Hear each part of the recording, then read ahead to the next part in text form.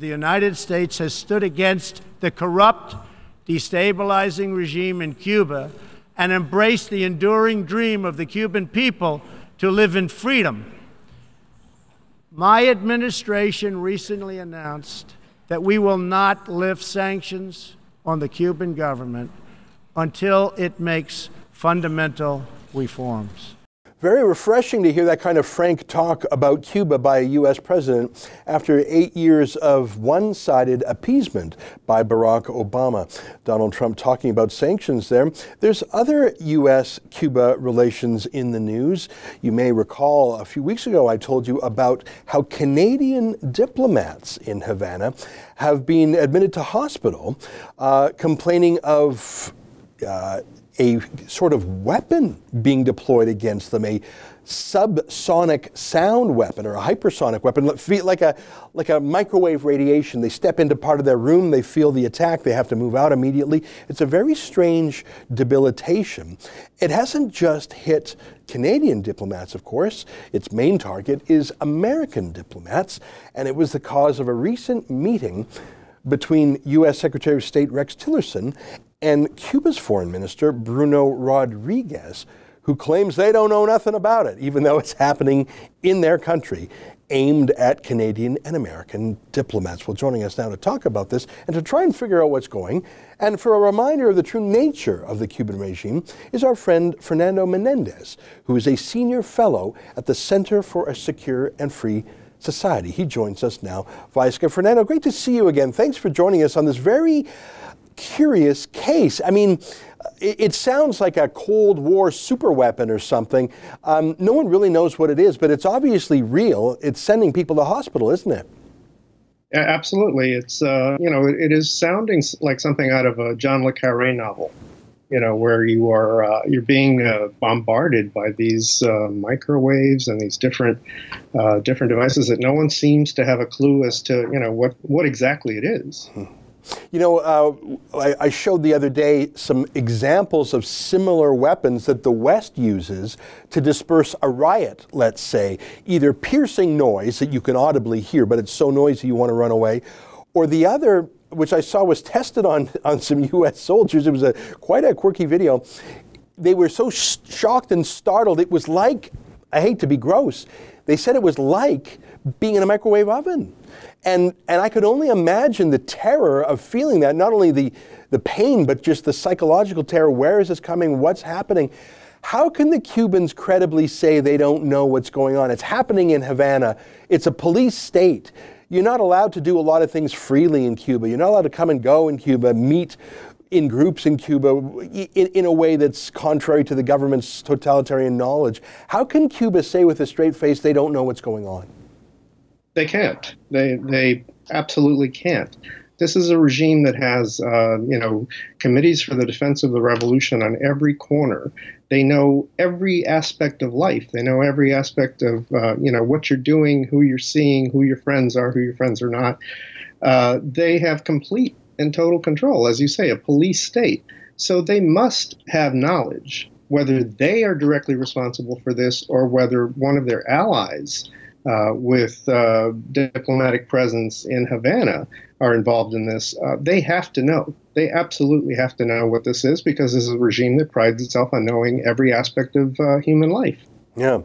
Just to explore their hypothesis further, I mean, I guess theoretically, it could be the Russians, maybe it's the Venezuelans, I don't know, but in any event, those are close allies of Cuba. So if Cuba itself wasn't pulling the trigger on this weapon, it would be a Cuban friend, really a Cuban agent would be doing it. It might be one of those technical, one of those statements that sounds true, but that's actually a lie.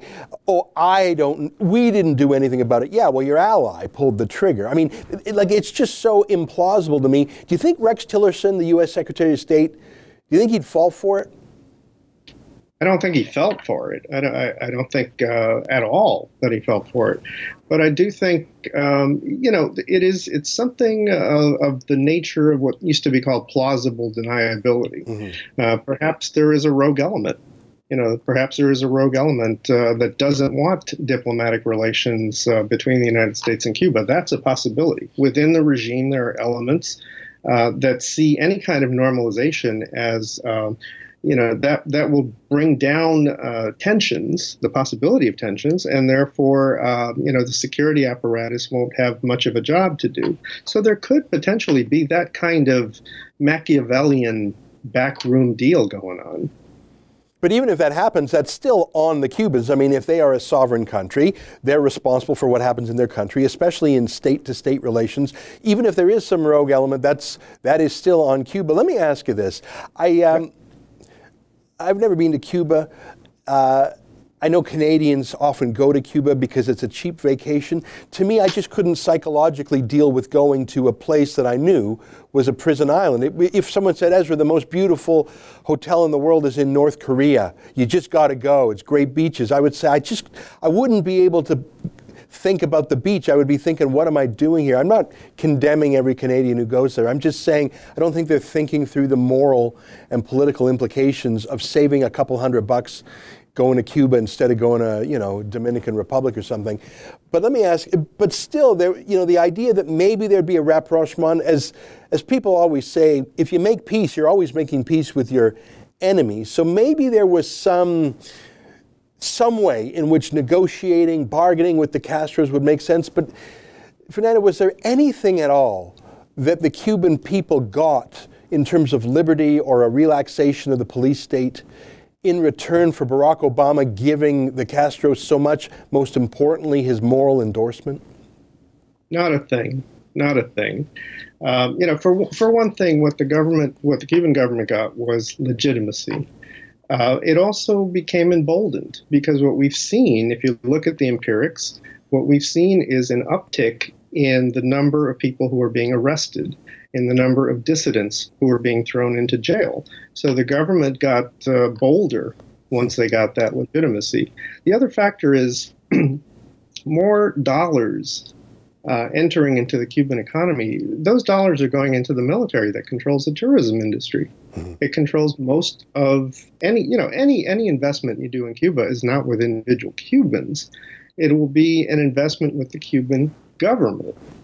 And so when people talk about, well, the dollars will come, the tourists will come, what have you, as you say, Canada has always had relations with Cuba. Canadians have always gone down to take in the sun, take in the beaches, they spend their loonies. And, what has actually changed for the Cuban people in the course of 50 years? Nothing. Yeah. Well, I hope that Canadians who are watching this video think twice. And for me, I just would not be able to enjoy if someone said, here's a free trip to Cuba, I just wouldn't be able to enjoy myself. I would be thinking that if I was dealing with a hotel staffer, that they were either under some sort of duress, that they couldn't actually be free, or that they were part of the crony regime and that any tip I would give or any friendship I would show would be benefiting a hanger-on of the Castro. I just couldn't do that. I'm not built for it. Last word to you, Fernando. Is there any path forward?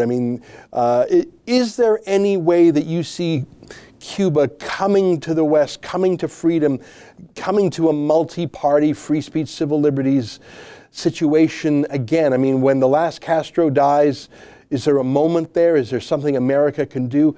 Is there any hope? There's hope in the long term.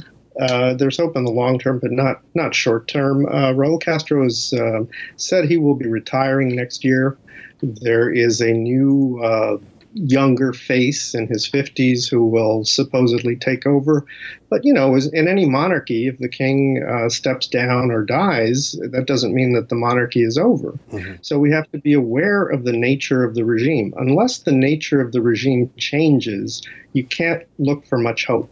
The regime has got to go. The one-party state has got to go. The censorship, the lack of press freedoms, the lack of just plain individual human freedom. Yeah. Well, I hope that Donald Trump does the right thing. I know he has spoken supportively of the Cuban expats in Florida.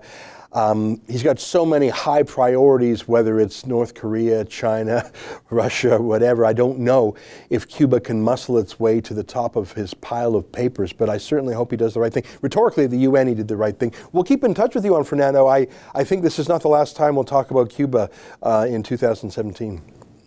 Glad to be with you. All right. Well, thank you for your time and your expertise. That's Fernando Menendez. He is a senior fellow with the Center for a Secure Free Society. Hey, if you like that, sign up for my show every day. Click on the screen to subscribe.